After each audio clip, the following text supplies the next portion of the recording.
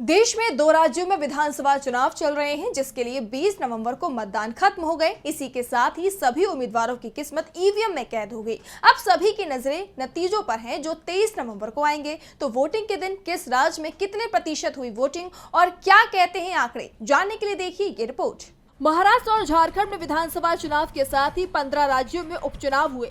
ऐसे में आज यानी 20 नवंबर को झारखंड में दूसरे चरण के साथ ही महाराष्ट्र में विधानसभा चुनाव और 5 राज्यों में उपचुनाव के लिए मतदान हुआ, जिसमें कई हॉट सीट पर वोटिंग हुई। बता दें कि झारखंड में दूसरे चरण में 38 सीटों पर मतदान हुआ, तो वहीं महाराष्ट्र की 288 सीटों पर मतदान हुआ।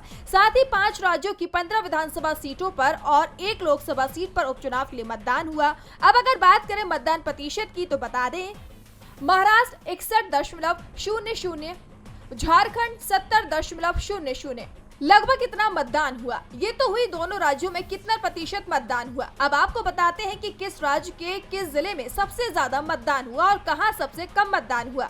अब पहले बात झारखंड की करें तो आपको बता दें कि झारखंड की जामताड़ा जिले में सबसे ज्यादा मतदान हुआ। जामताड़ा में 78% मतदान हुआ। वहीं न्यूनतम मतदान की बात करें तो बोकारो में सबसे कम यानी 62% मतदान हुआ। इसी तरह महाराष्ट्र में सबसे ज्यादा गढ़चिरौली सीट पर 71% मतदान हुआ, तो वहीं सबसे कम मुंबई सिटी में 51% मतदान हुआ। इसी तरह यूपी की 9 सीटों में अगर बात करें तो कुंद्रकी सीट पर सबसे ज्यादा यानी 60% मतदान हुआ। इसी तरह गाजियाबाद में सबसे कम लगभग 35% वोटिंग हुई।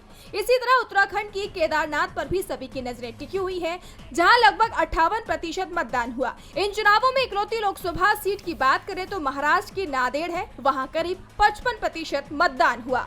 डीबी लाइव की रिपोर्ट।